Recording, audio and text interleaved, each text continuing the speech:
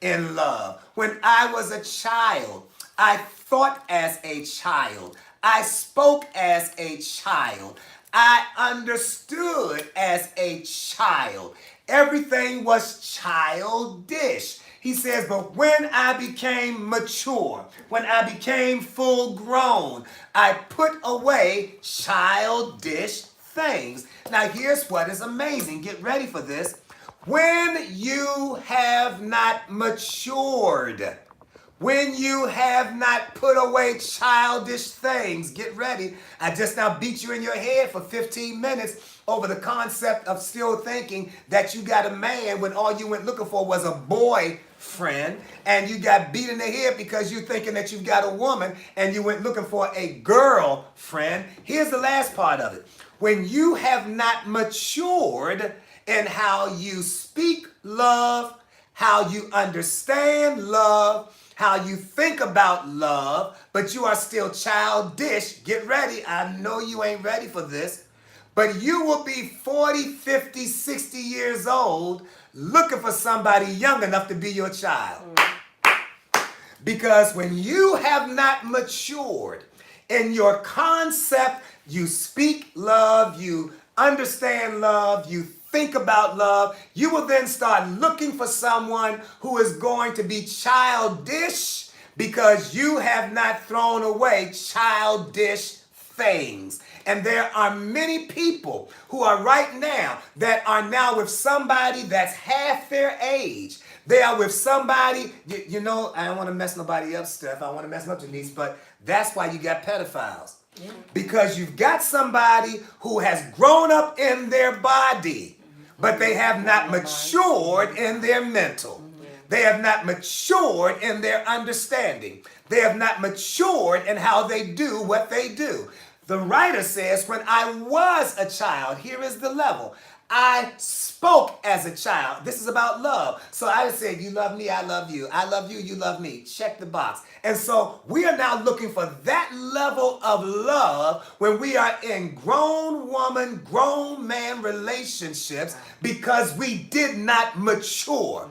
And so when somebody says, I love you, you are now understanding, though you are 25, 35, 45, 55, you are understanding love from a childish perspective. So you think that love is supposed to be all about you. You think it is supposed to be all about making you comfortable, make you feel good about what you are doing. But real love, you know, we were on a few weeks ago and Janice made a statement and she said, love is not supposed to hurt. And I hope that you all will get this because you can't really say, I'm about to really mess this thing up. I'm going to bust you in your face. Love not only is supposed to hurt, love is going to hurt. Messing you up. The Bible says in John 3:16, John 3:16 says, for God so loved the world, he gave his son himself. And as an act of love, what this son did was he laid down his life. So love does not hurt others, but you will be hurt when you decide to love. Oh my God.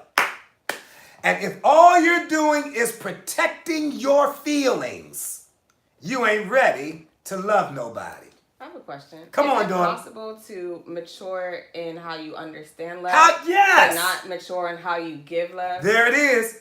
Because if there are levels, just like in everything else, when you're in school, you may excel in 6th grade English, but flunk in 6th grade math. But you're in the 6th grade. Right. You're on the right level, but you are not on the same level in all your classes. And love, I shared it with them. Janice, I said you can only give love to the degree that you know or understand love. This is what God was beating me in my head on my way on down here. You can only give love to the degree that you understand love. You can only understand love to the degree that you have experienced love. And you can only experience love to the degree that you have matured in love. Meaning that I may understand love one way when I'm in my family's house.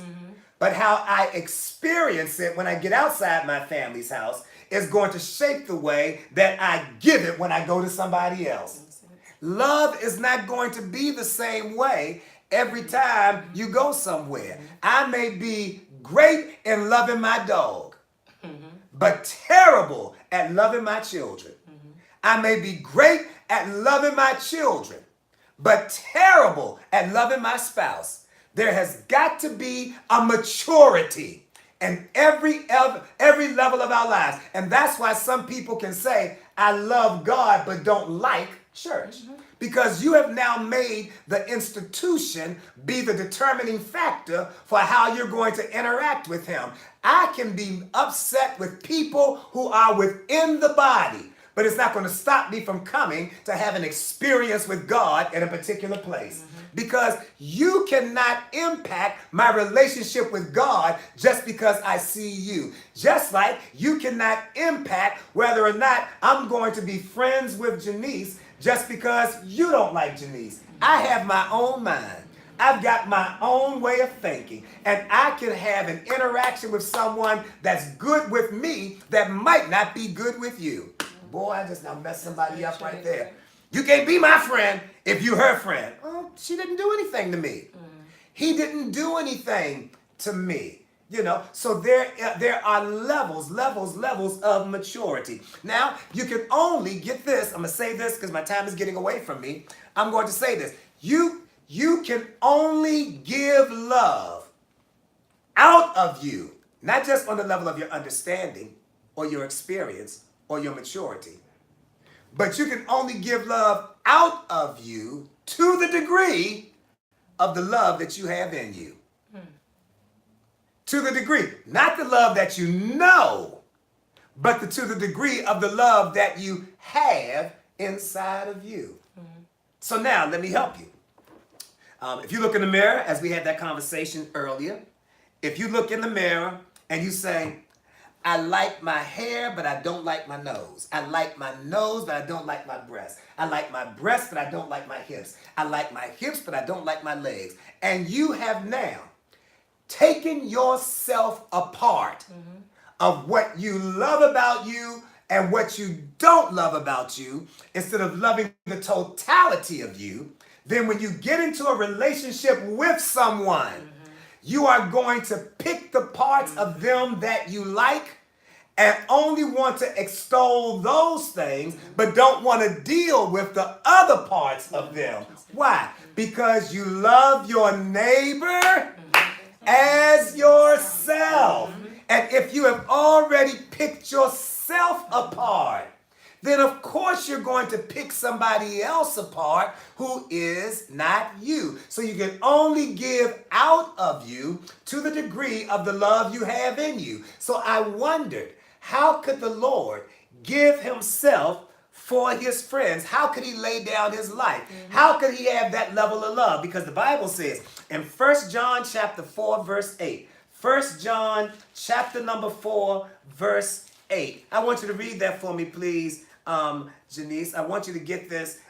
Read verse 7 and 8, please. Beloved, let us love one another. Let us love one another. For love is of God. Love is of God. So we are loving because we are taking on the characteristics or the attributes of God. If we are his people, the sheep of his pasture, made in his image, if he is love, then we've got to exemplify that. Please read. And everyone who loves is born of God and knows God. So if I am showing love, I am showing that I've got God in me, that I am born of him. I am his seed. That's what it means you're born of God, that I resemble him. Go ahead. He who does not love. He who does not love does not know God. does not know God. For God is love. For God is love. I don't love nobody. Well, I know you don't love God.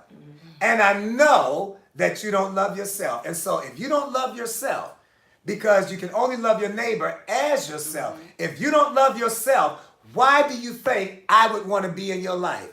Why should I want to come into your life when you've already said, I don't love me, I don't like myself, but I love you, Harpo? No, you cannot love if you don't have any love in you. And anybody that gets with you is getting, I got enough love for both of us. No, you don't.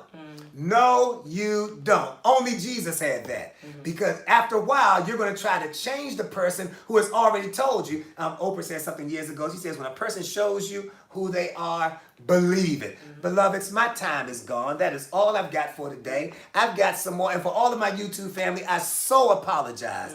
We were having such technical difficulties with that. Janice had to get on the phone and call the company, trying to figure out what was going on that was giving us these problems. But Church Talk Radio, we love you. We appreciate you. We're going to be up there with you. Next week, we will be there, live and in living color in the studios. Until then, God bless you. I am J.E. Sturdivant, and who is you? Steph the best. What your name is? Janice. And we got something to say, so we appreciate you. We love you. We're out of here. Thank you, YouTube. YouTube, we are so very, very You sorry. want to see 2 parts of this show, this broadcast. You want to see the first part and this part. But the thing about it that is so bad, YouTube, is that the part you missed, I dealt with boyfriend, girlfriend, when you're really looking for a man and a woman. What you say? I messed the entire Wow. thing up. You cannot be mad at your boyfriend sitting at home wanting to play Fortnite or PlayStation, or your girlfriend wanting to go out and be immature or out of control with her finances because you asked for a boyfriend. What is a boy? An immature adolescent male lacking knowledge.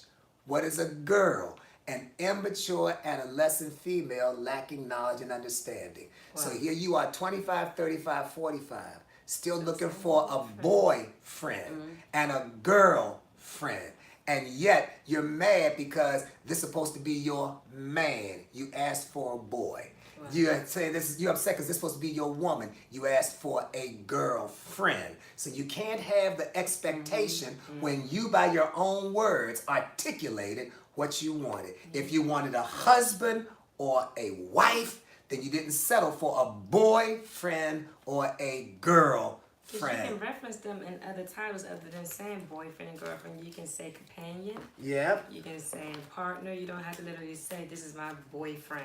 And the problem with that is that even if you say companion or any other term that you use, here's the thing.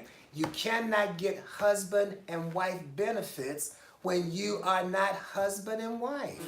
And you're looking for the kind of commitment that comes when you are saying that I am with you and you only. You can't be mad if somebody cheats when you all don't have the thing saying we're exclusive. Call and tune back in next week.